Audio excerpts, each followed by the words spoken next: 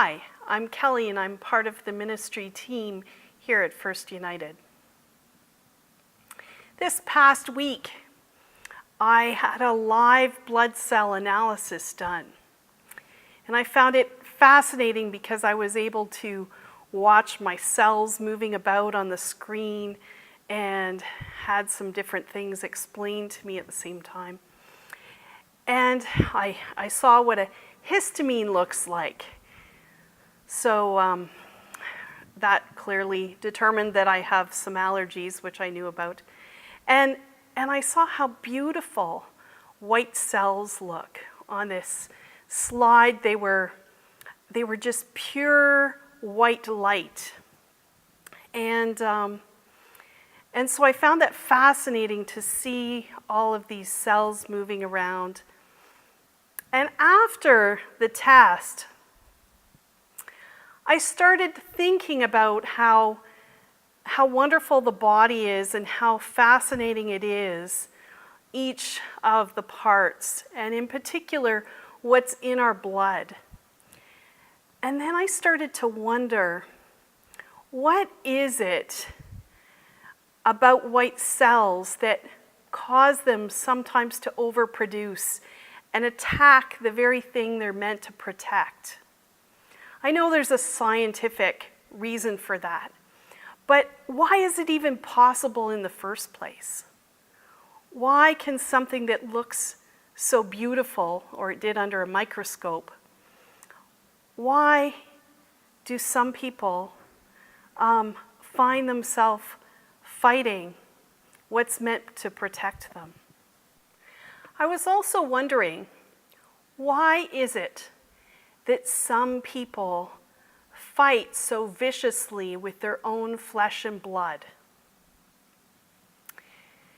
In our story from Genesis today, Jacob and Esau fight from birth. In fact, the scripture says they started fighting in the womb. So they started their fighting before they were born.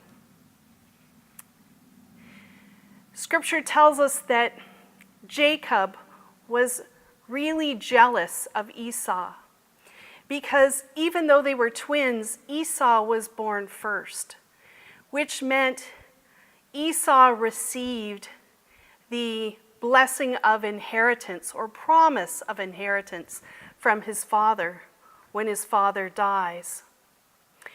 And so Jacob desperately wanted what his brother had. But sometimes there are things in life that aren't meant for us for whatever reason. And jealousy and hatred and anger can destroy not only families, it can destroy our lives as well as our relationship with one another. And that was definitely true with these two brothers. So Jacob was so jealous and so angry at Esau that he was just waiting for any opportunity that might present itself, that he might get a chance at what he thought he deserved.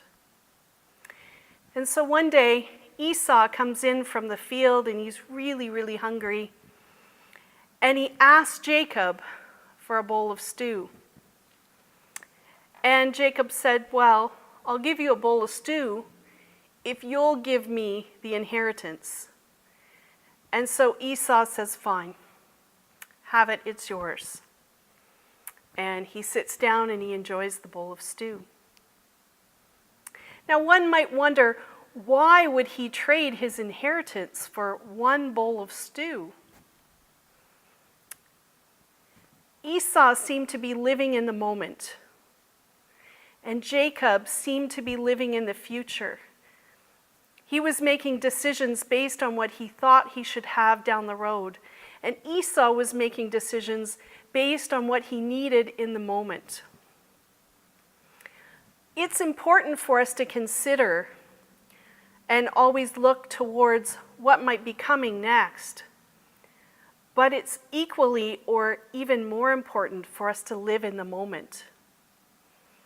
For the future has yet to be determined, so we can plan for it, but nothing is is definite for sure. And that's what happened in this story, because if you read the entire story, there's conflict back and forth, even after the promise Jacob receives of his father's inheritance, and even after he tricks his own father that maybe he is Esau. But in the end, Esau ends up with the inheritance, and Jacob leaves town. In fact, their mother sees how this conflict between the two brothers has escalated to the point that one of them could end up killed.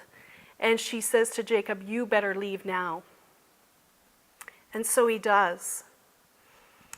And I would encourage you to read the entire story, because there's a lot of wisdom in the story about conflict within families, about sibling rivalry, and how holding on to that bitterness and that hatred for our own flesh and blood can actually end up destroying us.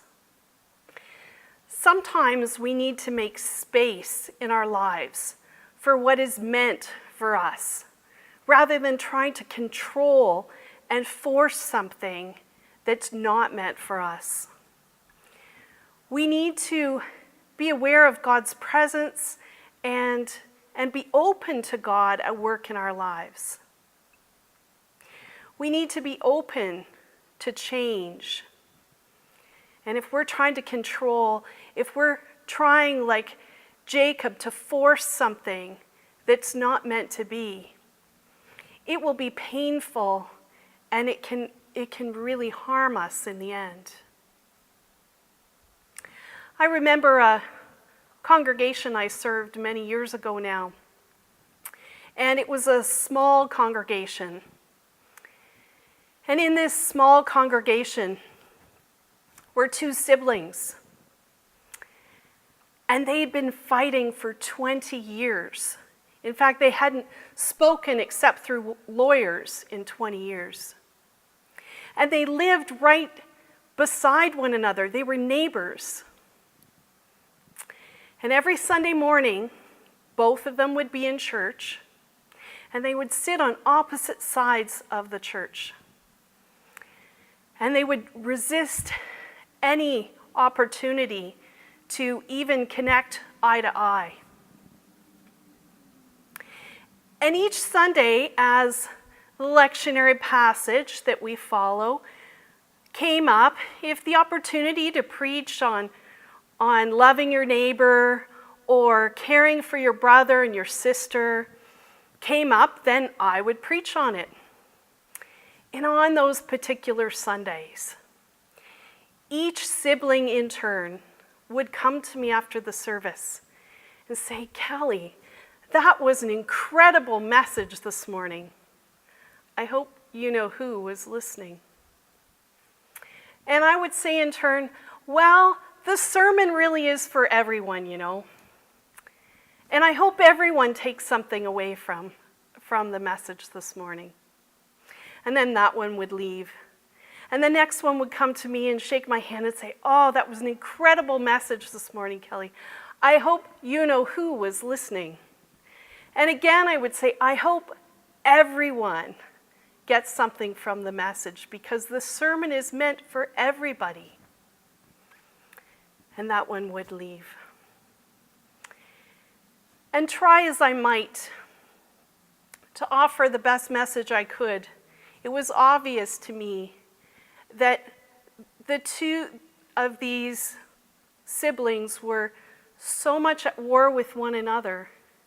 They could see what the other one needed to do in order to change, but they couldn't see what they needed to do in order to change. The hatred was that deep. And so often in life, when we're in that deep of conflict with someone, whether it be family, whether it be friends, whether it be in the work environment, we need to look at ourselves and say, what part do I have in this conflict?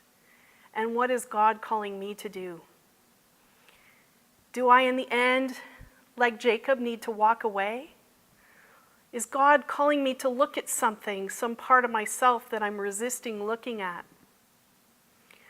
What do I need to do in order to have right relationship with my neighbor, with my brother, with my sister, with the stranger? Whatever it is, may each of us look at ourselves before we judge someone else. May it be so. Amen.